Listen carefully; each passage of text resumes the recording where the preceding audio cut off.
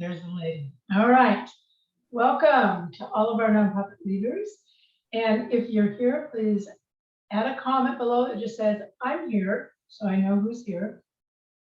I'm Nancy Manning, founder of Power Your Mission and Austin Nonprofit Meetup. And today, our guest is Angela Osborne. She is the Chief Development and Communications Officer for Austin Humane Society. Welcome, Angela, and thank you for joining us today. Thank you. Now, this whole month, we've been discussing how nonprofits should be intentionally connecting their communications and fundraising. And I kind of got a kick out of your job title because it indicates that you make that connection daily in your job. Am I right? Yes. All right. So let's begin. I'm going to ask you to explain what you mean when you invite nonprofit leaders to find their organization's voice. Absolutely. And I love that you said how we should intentionally connect communications and fundraising, because when I think about why it is so important for organization to know your voice, it is to ensure first and foremost the intention and consistency of your mission. Intention is so important in everything you do. It's the why. And so when I think about that and thinking about the voice, it also ensures the messaging and the storytelling. What stories are you going to share with the greater community? What stories are you going to share with the funders, the supporters, your donors, to ensure that they are engaged, they're educated, they're empowered to make some action? I think about impact. The impact is so important within the voice because it helps people to know why your organization. The last and most important part of your voice is really knowing what the need is. If you don't know what the need is, then how does the supporter, the donor, the funder know that you need money? You need more volunteers. You need more advocates. You need leaders. You need them to share their story. So when I think about your voice should be all of those pieces to ensure your mission is out there in the community and it's understood. One of the biggest pieces when I think about finding the voice for your organization, it's collaborative. It's really important not to do this alone. Because if you do this alone, then you are the only one with the voice.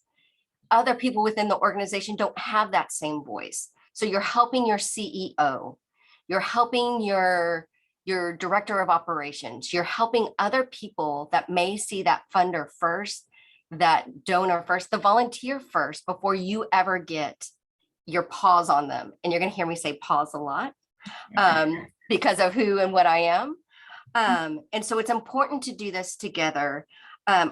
So in that moment, when you're thinking about finding your voice, think about the integral team members that make your mission happen every day.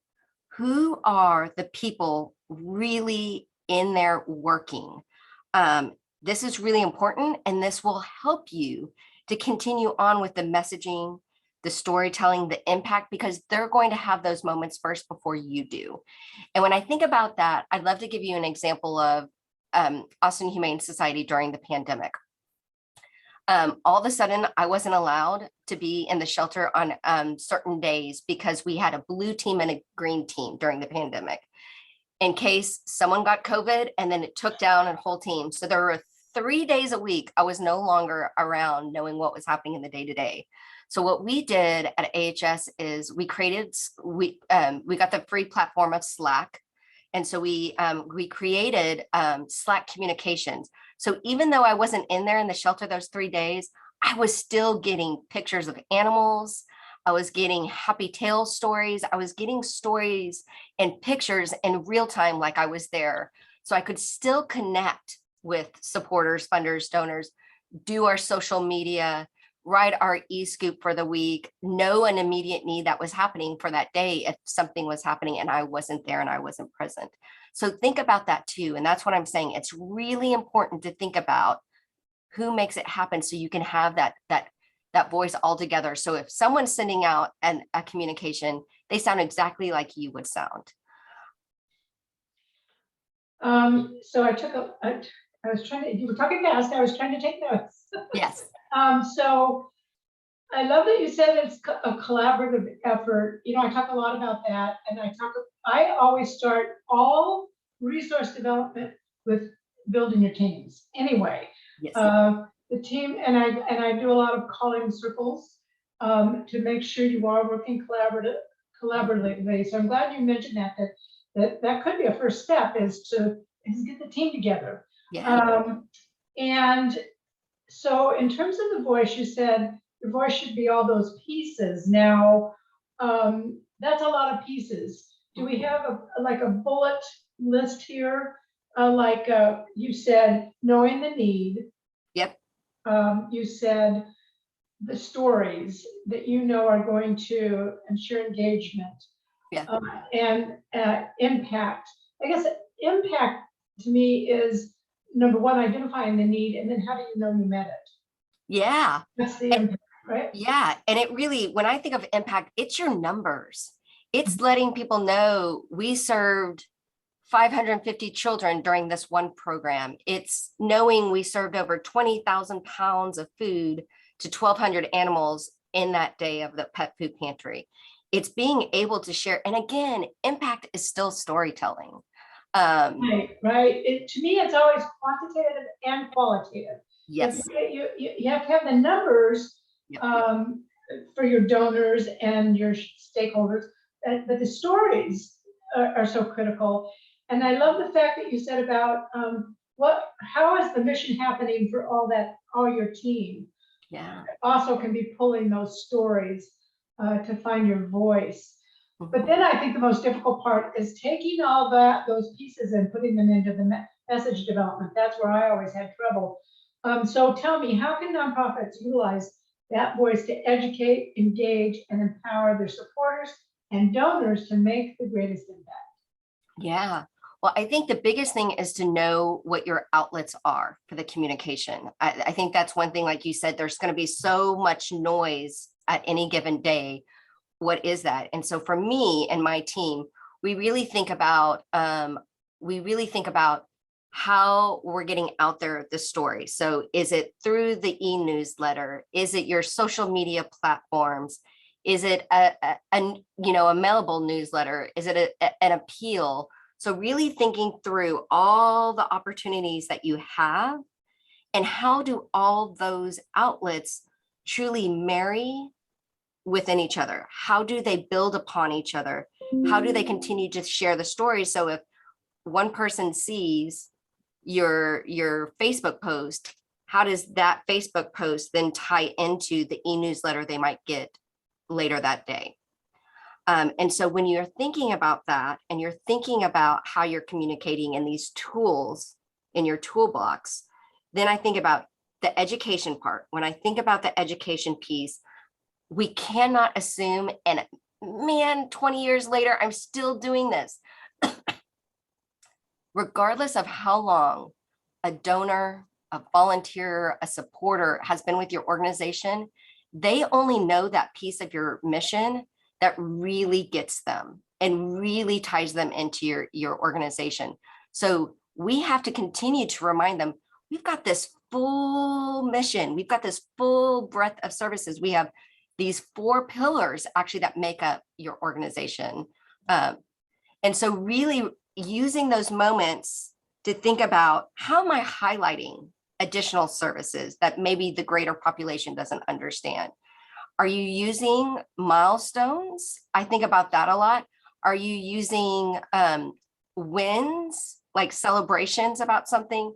Nancy, you and I were just talking about in March, we just celebrated our 75,000th community cat that was spayed with one of our programs that was celebrating 15 years. That is a huge milestone.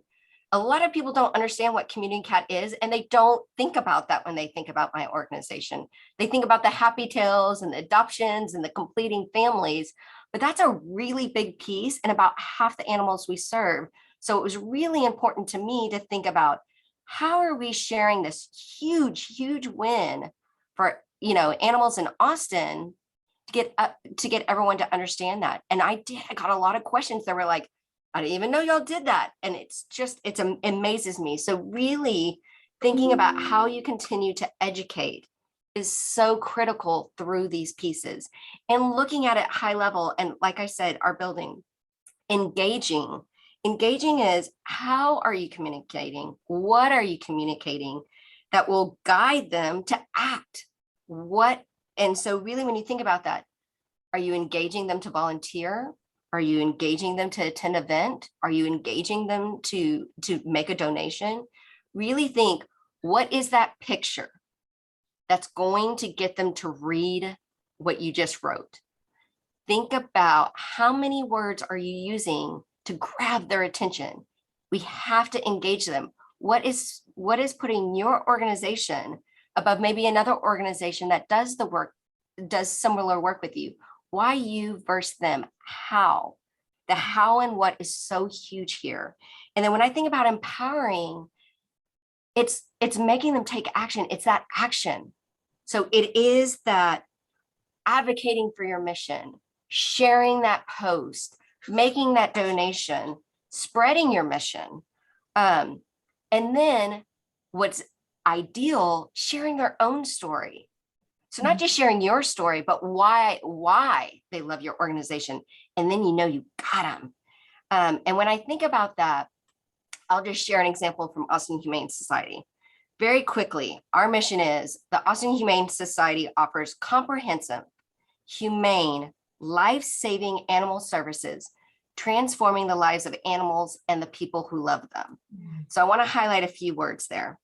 Life-saving, transforming the lives, and the fact that we also say the people who love them.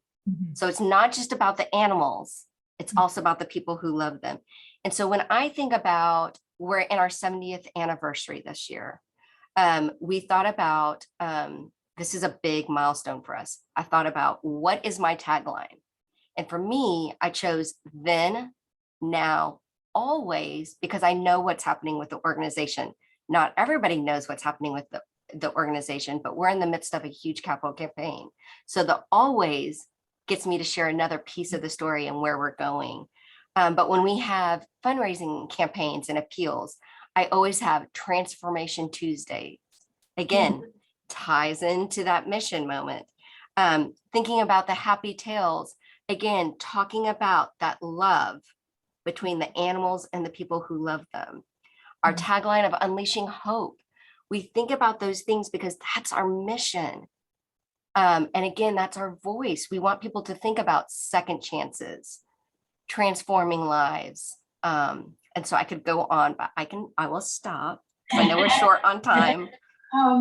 So much I thought about as you were talking. As I said, I do work in circles, and even just having your team get together and tell their story about what the mission means to them, like you just did, that was powerful how you took that apart and described the power of each one of those parts. I think that's important to talk to your team. What does the mission mean to the team, right? The other thing you talked about is sometimes we make assumptions that people care about things that maybe they don't. For instance, I was executive director of Travis Audubon. I was in a workshop, a fundraising workshop, and I was trying to tell the story of, we were doing an outdoor youth education program for children to learn how to pull away invasive plants and plant native plants for birds, right? And I was all excited about this youth education part of the program when this guy I was practicing with said, yeah, but I don't have kids. Why would I care about that? So, it's those assumptions. You can't make those. You actually have to ask the question. And last year, when we talked about diversity, equity, and inclusion in our nonprofit sector, we talked a lot about ensuring, when we talk about the need of the people we're serving, how do we know we're right? Because we asked them. We asked them. And then the solution that we're proposing, ask them, does that meet their need? And then when we're evaluating our programs, get participation from those you're serving. So it's all those pieces that tell us, don't make assumptions, make sure that people care about what you care about and that you're doing that service, so I think that's really important. All those pieces have to come together, and we could both go on and on about this. Oh, I know. But listen, we're at the end of our time, and it does fly by. And I wanted to remind people about Thursday. We only have until 5 o'clock today to sign up for this, where we will dig deeper into the connection between communications and fundraising. Again, last chance to register. Register is 5 o'clock tonight. Angela, thank you so much, not only for joining us and taking your very valuable time, but for the amazing work you do. And of course, people that know me know I am an animal lover. And so what you do is very dear to my heart. And I thank you very much, Angela. All right. See you later, folks. Thank you. Bye-bye.